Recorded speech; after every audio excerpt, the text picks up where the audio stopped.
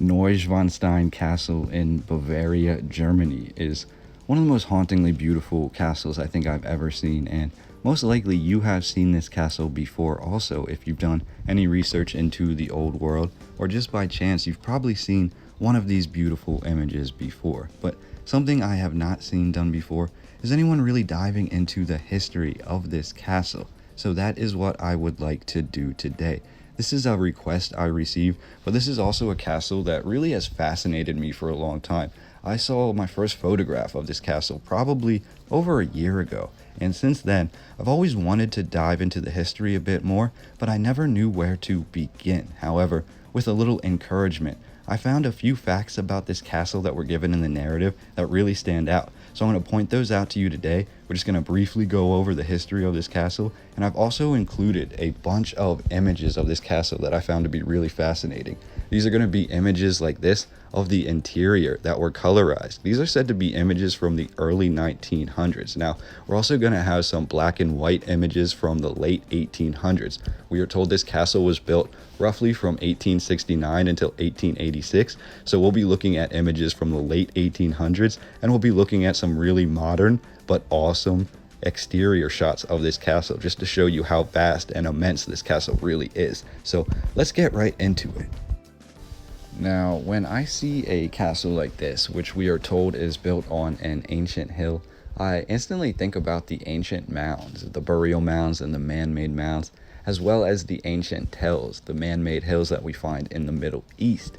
Now, Neuschwanstein, the castle, is said to be built on an ancient hill. Obviously, I believe this hill was chosen, possibly for more than just its strategic purposes. The hill sits in southwest Bavaria, Germany. The castle was apparently funded directly by King Ludwig II of Bavaria, being unique for its time as having used no public funds for its construction. And this is where we get to something really strange in the narrative. We are told that King Ludwig II actually built the massive castle of Neuschwanstein in dedication to his friendship with Richard Wagner. Now, before reading this narrative, to be honest with you, I was not familiar with Richard Wagner at all, but I came to find out that he was actually a famous opera composer and playwright of his time period. And he wrote a lot of plays and a lot of his operas about old world Bavaria, about the knights of Bavaria, and about their conquest during the medieval time periods. And apparently, this inspired Ludwig II so much that he not only befriended Richard Wagner, but he actually told Richard that he was going to create a massive castle that was dedicated to the history of Bavaria. So that is where this idea of Neuschwanstein really stems from. And what I found really interesting is they actually have a correspondence here that was written from Ludwig II to Richard Wagner. And in this correspondence,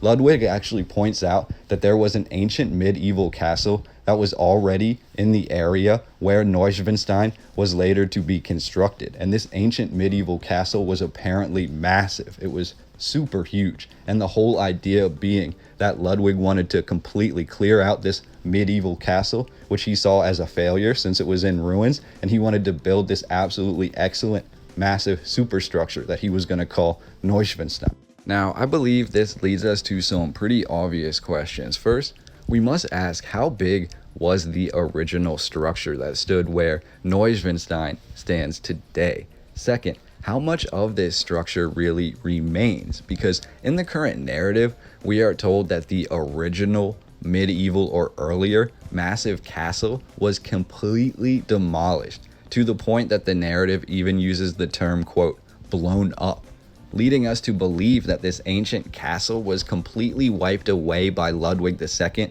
for him to build the new Neuschwanstein Castle. However, when we look through these images and these photographs, and we look at the castle itself, we can see foundations that appear to be much older than the rest of the building. We can really only wonder how much of the current narrative can actually be really associated with this overall construction. How much of the narrative tells us the truth about the basis for the foundation of this castle.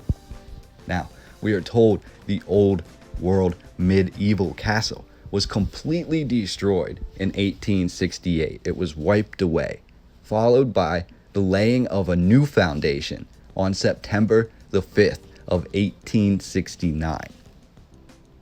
How did they get the materials to a location like this, you might ask? Well, we are told a rather new apparatus for the time was being employed, and this was the steam crane.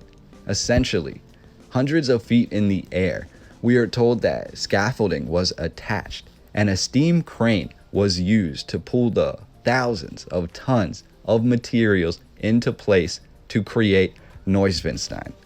To put it into perspective, we are told that Neuschwanstein Castle is documented as using 465 tons of Salzburg marble, 1,550 tons of sandstone, 400,000 bricks, and 2,050 cubic meters of wood of scaffolding in just 1 year alone. Now, when you look at a castle like this, you must assume that it was built by a master architect. And that is when we get to a part of this narrative that I found really revealing. The design of this massive, beautiful, seemingly endless castle definitely left me in wonderment when I was looking at it. Yet, we are told that this castle was first designed by a stage designer for plays. I'm not saying anything against the artistic value of plays or set pieces in the plays, but you must be one heck of a stage designer to be put in charge of designing the grandest castle for the King of Bavaria. Yet, we are told that is exactly what happened in the case of Neuschwanstein. We have a man by the name of Christian Jank. Apparently, Jank was the set designer for the earlier mentioned Richard Wagner. Again, we have this strange obsession of the King Ludwig towards Richard Wagner, basically allowing Wagner's set designer to design the most massive castle in Bavaria. That also leads me to many other questions. First being, how much of this old castle that was already in the area influenced Jank's design? Because as Jank did not really have any sort of architectural background, it's hard to imagine a castle of this size being designed with little to no geometrical or mathematical unity involved. Yet again, that is exactly what we're told happened, as Jank's designs were then put into construction by Edward Riedel. As I mentioned earlier, the castle was a dedication to the friendship between King Ludwig II and Richard Wagner. Yet Wagner died in 1883, having never set foot inside of Neuschwanstein. Overall, King Ludwig himself only lived in the castle for 172 days before dying. The castle, upon his death, was not completed. Amongst the parts of the castle not built and abandoned were, and this really does tie the castle back to everything old world, the king's personal favorite aspect of the house was to be the Moorish Hall, which was going to be adjacent and partially built below the massive throne hall.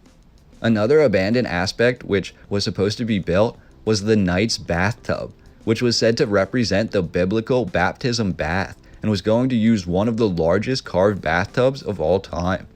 Yet another aspect abandoned of this castle's creation after the king's death was the bride's chamber. Now, this is interesting because the bride's chamber is said to be based off the opera play Lohengrin by the king's favorite guy, Richard Wagner. Of note here, and to be honest, I love when all this stuff ties together. I had never heard of Richard Wagner like I mentioned before, but apparently he was like the Elon Musk of his time, a sort of Bavarian genius, essentially dabbling in all aspects of the realm and really finding success. He was most well known for his plays. Now, Lohengrin, Wagner's most famous play, for which the king really had dedicated this entire bride chamber to, is most well known for one thing, and that one thing is the Bridal March, aka the Here Comes the Bride song that you've probably heard at countless weddings throughout time.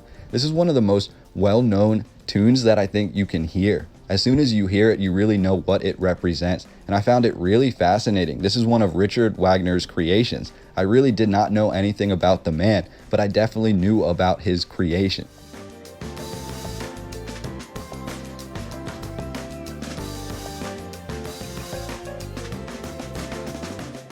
Now, we're told that this castle was financed by King Ludwig directly out of his pocket, not using any of the Bavarian funds. So, upon Neuschwanstein basically nearing its completion, the king ran out of money. It is written in the narrative that he was actually doing underground, what they would call shady deals with Otto von Bismarck just to help pay for the castle. Now, at the same time, we're also told that the castle and its workforce basically occupied the area for over 20 years, meaning that the castle was the basic means of work for everyone in the area up until the time that the king passed away.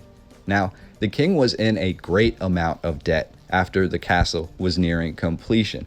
Like I said earlier, not only was he out of money, but he eventually owed nearly 14 million francs to the Bavarian government. At this point, the king was actually removed from office, and he began to threaten suicide if the rest of the government tried to take his properties away. I found that to be absolutely fascinating. Now, we're told on the night of June 9th, 1886, the king was forced into his castle of Neuschwanstein. On the 10th of June, a commission was sent to his home, possibly to remove him or to begin to remove his possessions. The king called upon his guards and he called them all to arms. So a second commission was sent, stronger and larger in number. On the night of June 13th, King Ludwig was removed from Neuschwanstein Castle by Bernhard von Gothen, head of the second commission that was sent for him.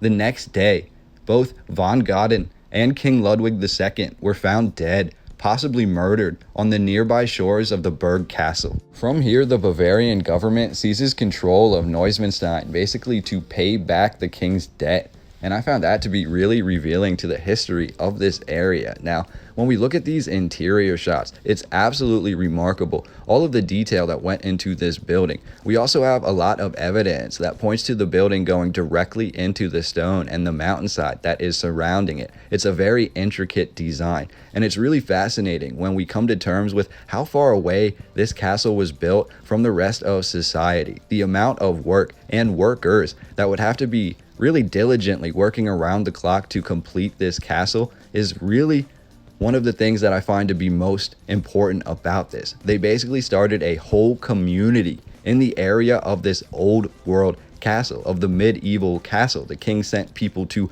live there and begin this creation, essentially out of nothing, is what we're told. So it's really fascinating to me. I don't know what you think about it, but I would love to hear in the comments down below.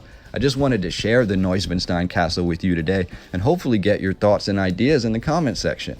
I truly appreciate you being here. I think we're starting to get into something when we focus on these oldest castles and buildings with questionable histories, or with histories that really date back to a dead end.